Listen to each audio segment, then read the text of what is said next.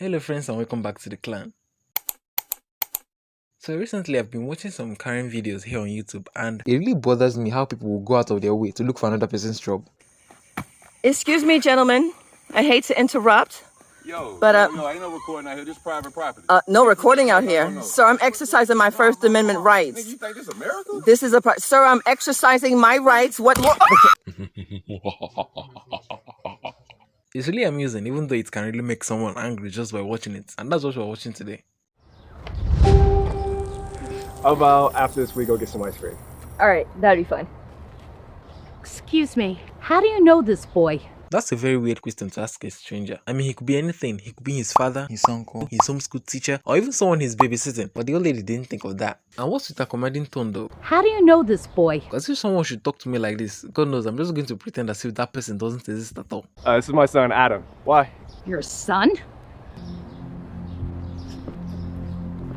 Hey, kid, are you okay?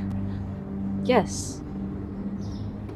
Do you know where your parents are? You know, when somebody comes to make you angry or perhaps look for your trouble, they can't hide it because you know right away once they open their mouth and start talking. The man has already said, This is my son, Adam. now what's the lady implying by asking the child? Do you know where your parents are?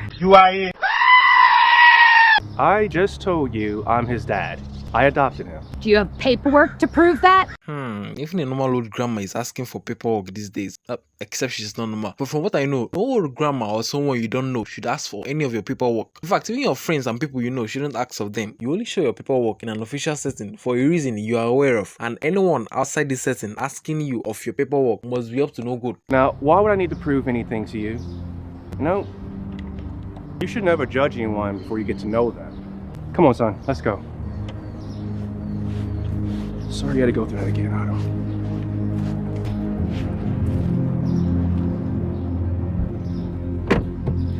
That's him!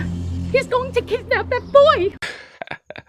How did the cop arrive here so fast? I mean, the man has already made his way to the car with his son before the old lady called the cops, and somehow the cop managed to get to the old lady before she took him to where the guy and his son is in time, just before the guy drove off with his son.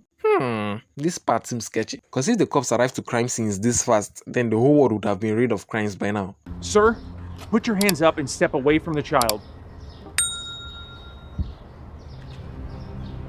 Officer, this child is my son. I adopted him. He's lying. You can tell just by looking at him. And I can tell that you're Karen just by looking at you. I'm sorry, where all this dumb logic coming from? Because if you can tell that much just by looking at someone's face, then the story of the Inquisition back in ancient times wouldn't make any sense. Also, there would no need of going through the hassle of studying the human body to come up with a lie detector machine. Also, the cops wouldn't need to put in so much time and effort to know if a suspect is lying or not. But you know, grandmas never lie, so you just pretend that she's telling the truth. You have any paperwork to prove that? Yeah, it's acceptable you show your paperwork in this case, not to some random person demanding you show it to them. Yeah, it's in the car. If I can put my arms down now, I can get it for you. Why don't you tell me where it is and I will go get it? It's on the driver's side door panel.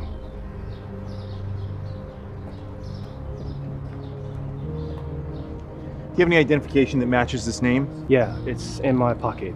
Can I get that? Yeah, slowly.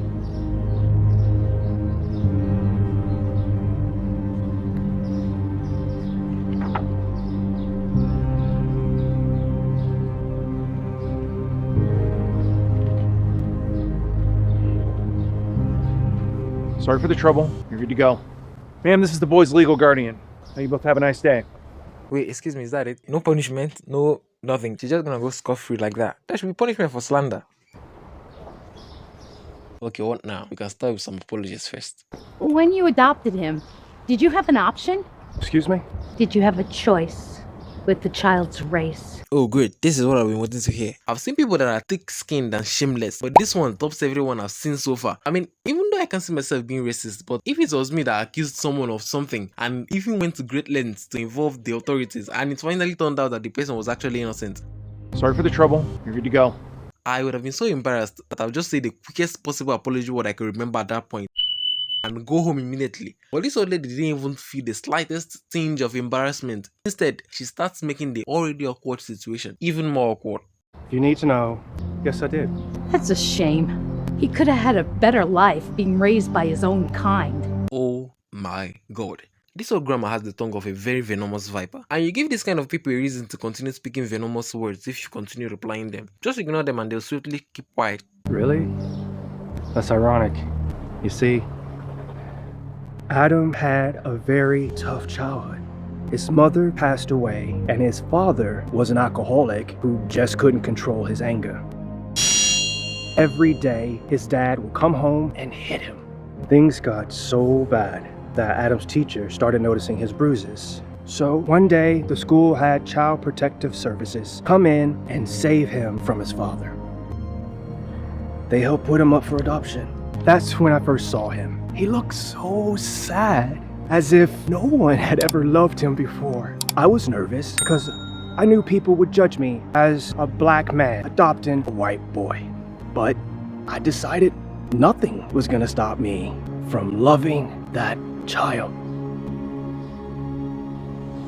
So you see, I may not be his own kind, but I love that boy like he's my own blood. Well, at least for me, even though I'm sure a lot of people are going to agree with me, but raising a child, no matter if he's your race or not, doesn't depend on the race of the father, but on his maturity of mind and character. Like for example, the little boy's father lost his wife and then became an alcoholic. Yes, losing a loved one can be very painful, but if it happens eventually, it's acceptable for the person to grieve for the dead, but drowning yourself in alcohol or similar harmful substances or even attempting to take your own life is foolishness. Because for one, you have to remember that there are people who still love you and are rooting for you. And even if you don't have people that are rooting for you, you just have to remember that there are people whom you can affect their lives positively if you just make yourself shine. That should be very clear to you, especially when you have a kid. Because if something should really happen to you as the parent, then who will take care of your child? Because certainly it's not every day you see someone as kind-hearted as this guy. But then again, there are still a lot of people that will take your kindness for granted.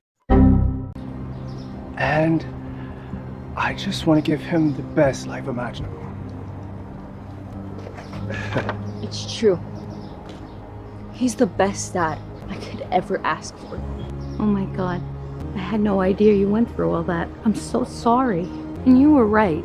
I should have never judged you without getting to know you first. You seem like a really great father. He's lucky to have you. I'm the lucky one. Come on, Adam. Let's go get the ice cream. Yeah. And they all lived happily ever after. Or is it going to stop her from being racist and judgmental on this time? You're never going to know that. I was really looking for an opportunity to roast someone today. Unfortunately, the old grandma came to her senses in time. But anyways, that's it for today. I hope you guys enjoyed this video. And if you did, then please give this video a like. Also, if you want to see more videos in the future, then please subscribe and turn on notifications. I'll see you again in my next video. But until then, be safe.